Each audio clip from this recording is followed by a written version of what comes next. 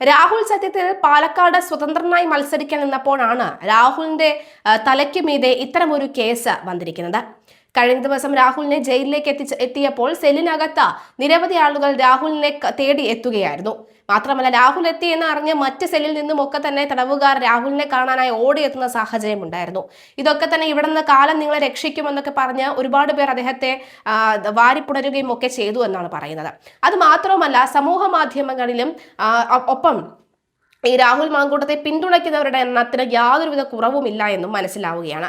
കഴിഞ്ഞ ദിവസം news 18 phone in programme നടത്തിയിരുന്നു. രാഹുൽ മാങ്കൂട്ടം വിഷയത്തിൽ ജനങ്ങൾക്ക് എന്താണ് പറയാനുള്ളത്, പ്രേക്ഷകർക്ക് എന്താണ് പറയാനുള്ളത് എന്നായിരുന്നു ചോദ്യം. അതിനൊക്കെ തന്നെ കൃത്യമായി തന്നെ വീട്ടമ്മമാർ അടക്കമുള്ളവരുടെ പ്രതികരണം കേൾക്കുമ്പോൾ അക്ഷരാർത്ഥത്തിൽ ഞെട്ടിപ്പോവുകയാണ്. കാരണം അവർ പറയുന്നത്, രാഹുൽ മാങ്കൂട്ടത്തിനെതിരെ ഒരു പരാതി എനിക്ക് കൊടുക്കാനുണ്ടെങ്കിൽ ഞാൻ ആ നിമിഷം തന്നെ കൊടുക്കും.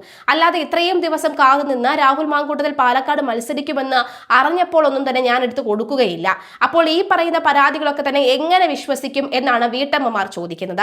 വീട്ടമ്മമാർ മാത്രമല്ല, സാധാരണക്കാരായ ജനങ്ങളുടെ സംശയമാണ് ഇത്. ആ സംശയം സാധൂകരിക്കേണ്ട ഉത്തരവാദിത്തം പോലീസ് സംഘത്തിനുണ്ടെന്ന കാര്യത്തിലും സംശയമില്ല. ഏതായാലും രാഹുൽ മാങ്കൂട്ടം പാലക്കാട് MLA നിയമസഭയിൽ നിന്നും പുറത്തു ചാടിക്കുമോ എന്നതാണ് ചോദ്യം. ഈ ഷംസീറിന് നട്ടലില്ലാത്തത് കൊണ്ടാണോ ആ തീരുമാനമെടുക്കുക MV ഗോവിന്ദനാണ് എന്ന ചോദ്യവുമുണ്ട്. പക്ഷേ കീഴ്വഴക്കം അങ്ങനെയാണ് എന്നാണ് മനസ്സിലാകുന്നത്. രാഹുൽ മാങ്കൂട്ടത്തിനെ MLA സ്ഥാനത്ത് നിന്നും നീക്കണോ എന്ന് ഇനി തീരുമാനിക്കുക CPM സംസ്ഥാന secretary MV ഗോവിന്ദനും LDF convener TP രാമകൃഷ്ണനും അടക്കമുള്ളവരാണ്.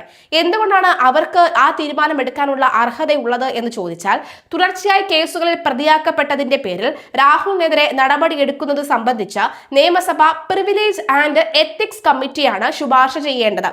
Ethics കമ്മിറ്റിയിൽ ഉൾപ്പെടുന്ന 2 പേരുകളാണ് ഇവർ രണ്ടുപേരും. അതായത് LDF കൺവീനറും ഒപ്പം പാർട്ടി കൺവീനറുമായിട്ടുള്ള ഈ 2 പേരായിരിക്കും MV ഗോവിന്ദനും TP രാമകൃഷ്ണനുമാണ്. CPM സംസ്ഥാന സെക്രട്ടറിയും LDF കൺവീനർ അടക്കമുള്ള 2 പേർ, UDFിൽ നിന്ന് 2 പേർ അടക്കമുള്ളവരുണ്ട്. അപ്പോൾ ഇവരായിരിക്കും തീരുമാനിക്കുക എന്നാണ് മനസ്സിലാകുന്നത്.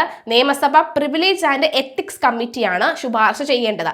CPM പ്രതിനിധി മുരളി പെരുന്നെല്ലി അധ്യക്ഷനായ കമ്മിറ്റിയിൽ MV Govindan, TP Ramakrishnan, KK Shailaja, H സലാം എന്നിവരാണ് CPM അംഗങ്ങൾ. CPIയിൽ നിന്ന് P ബാലചന്ദ്രനും JDS അംഗമായി മാത്യു T തോമസും, UDFിന് 2 അംഗങ്ങൾ റോജി M ജോണും UA ലത്തീഫും, മുസ്ലിം ലീഗിൽ നിന്നുള്ള UA ലത്തീഫും ഉണ്ട്. കമ്മിറ്റി രാഹുലിനെ നീക്കണമെന്ന നിലപാട് സ്വീകരിക്കുകയും തീരുമാനം നിയമസഭ അംഗീകരിക്കുകയും ചെയ്താൽ സംസ്ഥാന നിയമസഭയിൽ നിന്ന് പുറത്താക്കപ്പെടുന്ന ആദ്യ MLA ആകും രാഹുൽ മാങ്കൂട്ടത്തിൽ. നിയമസഭാ അംഗത്തെ അറസ്റ്റ് ചെയ്താൽ അക്കാര്യം സ്പീക്കറെ പോലീസ് അറിയിക്കണമെന്നാണ് ചട്ടം. ഈ റിപ്പോർട്ടിന്മേൽ അച്ചടക്ക നടപടി ആവശ്യമാണോ എന്നും പരിശോധിക്കാൻ എത്തിക്സ് കമ്മിറ്റിയെ ചുമതലപ്പെടുത്താം. ഏതെങ്കിലും MLA സമർപ്പിക്കുന്ന പരാതിയിലും തുടർ നടപടി എടുക്കാം. കമ്മിറ്റി പരാതിക്കാരിൽ നിന്ന് തെളിവെടുപ്പ് നടത്തി ശുപാർശയടക്കം നൽകുന്ന റിപ്പോർട്ട് സഭയിൽ വയ്ക്കും. തുടർന്ന് റിപ്പോർട്ടിലെ നിർദ്ദേശം പ്രമേയമായി മുഖ്യമന്ത്രി സഭയിൽ കൊണ്ടുവരണം. പ്രമേയത്തിൽ താക്കീതോ സസ്പെൻഷനോ പുറത്താക്കലോ ശുപാർശയായി വരാം. ഇത് നിയമസഭ അംഗീകരിക്കുന്നതോടെ നടപടി പ്രാബല്യത്തിലാകും. MLA സ്ഥാനത്ത് നിന്ന് പുറത്താക്കിയാലും തെരഞ്ഞെടുപ്പുകൾ മത്സരിക്കുന്നതിന് യാതൊരുവിധ തടസ്സവുമില്ല. ഈ മാസം 20-നാണ് നിയമസഭാ സമ്മേളനം തുടങ്ങുക. ഇതിനിടെ തെളിവെടുപ്പ് ഓൺലൈനായി നടത്തി വേണമെങ്കിൽ അതിവേഗം സർക്കാരിന് ഈ നടപടിക്രമങ്ങൾ പൂർത്തിയാക്കാം. അതിന് സർക്കാർ തയ്യാറാകുമോ എന്നാണ് അറിയേണ്ടത്. ലോക്സഭയിൽ ചോദ്യം ഉന്നയിക്കുന്നതിന് കൈക്കൂലി വാങ്ങിയെന്ന കുറ്റം ചുമത്തി സമാന രീതിയിൽ തൃണമൂൽ കോൺഗ്രസ് MP മഹുവ മെത്രയെ 2023 ഡിസംബറിൽ MP സ്ഥാനത്ത് നിന്ന് പുറത്താക്കിയിരുന്നു. ലൈംഗിക പീഡന കേസിൽ അറസ്റ്റിലായ പാലക്കാട് MLA രാഹുൽ മാങ്കൂട്ടത്തിന്റെ ജാമ്യ ഹർജിയിൽ കോടതി എന്ത് നിലപാടെടുക്കുമെന്ന ആകാംക്ഷയും സജീവമാണ്. പുറത്തുവന്ന വാട്സ്ആപ്പ് ചാറ്റുകളും ഗർഭചിത്രം സംബന്ധിച്ച ആരോപണങ്ങളും മാങ്കൂട്ടത്തിന്റെ പ്രതിരോധം ദുർബലമാക്കുന്നു. തനിക്കെതിരെയുള്ളത് കെട്ടിച്ചമച്ച പരാതിയാണെന്നും ഉഭയസമ്മതപ്രകാരമുള്ള ബന്ധമായിരുന്നുവെന്നും രാഹുൽ ജാമ്യ ഹർജിയിൽ വാദിക്കുന്നുണ്ടെങ്കിലും സാമ്പത്തിക ചൂഷണവും ഭീഷണിയും വ്യക്തമാകുന്ന തെളിവുകൾ പുറത്തുവന്നത് ജാമ്യം ലഭിക്കുന്നതിന് തടസ്സമായേക്കും. പരാതിക്കാരി വിവാഹിതയാണ് എന്ന വിവരം മറച്ചുവെച്ചെന്നും ഇതറിഞ്ഞ ഉടൻ ബന്ധം അവസാനിപ്പിച്ചുവെന്നുമാണ് രാഹുലിന്റെ വാദം. മുതിർന്ന വ്യക്തിയായ പരാതിക്കാരി സ്വന്തം ഇഷ്ടപ്രകാരമാണ് മുറി ബുക്ക് ചെയ്തതെന്നും ഇതിന്റെ പ്രത്യാഘാതങ്ങളെക്കുറിച്ച് അവർക്ക് അറിവുണ്ടായിരുന്നുവെന്നും പ്രതിഭാഗം ചൂണ്ടിക്കാട്ടുന്നു. എന്നാൽ ഈ വാദങ്ങളെ പൊളിക്കുന്ന തരത്തിലാണ് അന്വേഷണ സംഘത്തിന് ലഭിച്ച ഡിജിറ്റൽ തെളിവുകൾ. അതിനൊപ്പം രാഹുലിനെ കസ്റ്റഡിയിൽ വാങ്ങാനും പോലീസ് ശ്രമിക്കുന്നുണ്ട്. കസ്റ്റഡി അനുവദിക്കാനാണ് സാധ്യത. ഏതായാലും കസ്റ്റഡി അനുവദിക്കുകയാണെങ്കിൽ എപ്രകാരമായിരിക്കും ഇനി ഇനിയുള്ള നീക്കങ്ങൾ എന്നടക്കമുള്ളവ കണ്ടറിയേണ്ടതുണ്ട്. ബന്ധം ഉഭയസമ്മതപ്രകാരമായിരുന്നു എന്ന രാഹുലിന്റെ വാദത്തെ ദുർബലപ്പെടുത്തുന്നതാണ് പുറത്തുവന്ന വാട്സ്ആപ്പ് ചാറ്റുകളിലെ വിവരങ്ങൾ. ലൈംഗിക ചൂഷണത്തിനപ്പുറം കടുത്ത സാമ്പത്തിക ചൂഷണം നടന്നതായാണ് ചാറ്റുകൾ സൂചിപ്പിക്കുന്നത്.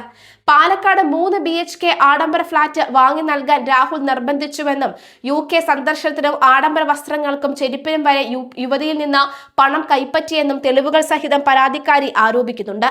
പ്രണയബന്ധം എന്നതിലുപരി സാമ്പത്തിക ലാഭത്തിനായി യുവതിയെ ഉപയോഗിച്ചു എന്ന തോന്നൽ കോടതിയിൽ ഉണ്ടായാൽ ഈ ചാറ്റുകൾ കാരണമായേക്കാം. സാമ്പത്തിക ചൂഷണത്തിനുള്ള ഉപാധിയായി ലൈംഗിക ബന്ധത്തെ ഉപയോഗിച്ചു എന്ന നിഗമനത്തിലേക്ക് ഇത് വിരൽ ചൂണ്ടുന്നു. ജാമ്യ ഹർജിയിൽ ഏറ്റവും വലിയ പ്രതിസന്ധിയാകാൻ പോകുന്നത് ഗർഭഛിദ്രം സംബന്ധിച്ച ആരോപണമാണ്. ബന്ധം നിലനിർത്താൻ കുഞ്ഞ് വേണമെന്ന് ആദ്യം ആവശ്യപ്പെടുകയും ഗർഭിണിയായപ്പോൾ അത് തന്റേതല്ല എന്ന് പറഞ്ഞ് അപമാനിക്കുകയും ചെയ്ത് ഗർഭഛിദ്രത്തിന് നിർബന്ധിക്കുകയും ചെയ്തുവെന്ന ഗുരുതരമായ കുറ്റകൃത്യത്തിന്റെ പരിധിയിൽ വരും. അങ്ങനെ കുറ്റകൃത്യത്തിന്റെ പരിധിയിൽ വരികയാണെങ്കിൽ എല്ലായിടത്തു നിന്നും രാഹുലിനെ പൂട്ടും എന്ന കാര്യത്തിലും സംശയമില്ല.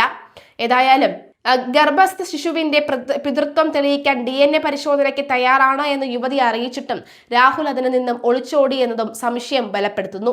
ഉഭയസമ്മത പ്രകാരമാണ് ബന്ധമെങ്കിൽ പോലും ഗർഭഛിദ്രത്തിന് നിർബന്ധിക്കുന്നത് സ്ത്രീയുടെ ശാരീരികവും മാനസികവുമായ അവകാശങ്ങളുടെ ലംഘനമാണ്.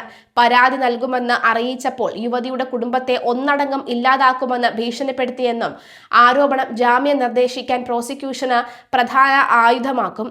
ജാമ്യം ലഭിച്ചാൽ പ്രതി സാക്ഷികളെ സ്വാധീനിക്കാനോ ഭീഷണിപ്പെടുത്താനോ സാധ്യതയുണ്ടെന്ന വാദം ഇതോടെ ശക്തമാകും. അതീവ രഹസ്യമായി പോലീസ് നടത്തിയ നീക്കത്തിനൊടുവിൽ അറസ്റ്റിലായ രാഹുൽ 14 ദിവസത്തെ റിമാൻഡിലാണ്. Thiruvalla judicial first class magistrate കോടതി ജാമ്യ ഹർജി പരിഗണിക്കുമ്പോൾ ഉഭയസമ്മതവാദത്തെക്കാൾ ഉപരി പുറത്തുവന്ന ചാറ്റുകളും ഗർഭഛിദ്രം ഉൾപ്പെടെയുള്ള ക്രൂരതകളും തന്നെയാകും കോടതി വാദങ്ങളിൽ നിർണായകമാവുക. എന്തായാലും ഇനി മണിക്കൂറുകൾ മാത്രമാണ് ബാക്കി. കോടതി കൂടിക്കഴിയുമ്പോൾ ആദ്യ കേസായി ഇത് പരിഗണിക്കുമോ ഇല്ലയോ എന്ന് കണ്ടറിയാം. ഇതിനു മുൻപ് ഒരിടത്ത് കോടതിയിൽ രാഹുൽ മാങ്കൂട്ടത്തിന് തിരിച്ചടിയും മറിടത്ത് കോടതിയിൽ ആശ്വാസമൊക്കെ ലഭിക്കുന്ന സാഹചര്യമാണ് ഉള്ളത്.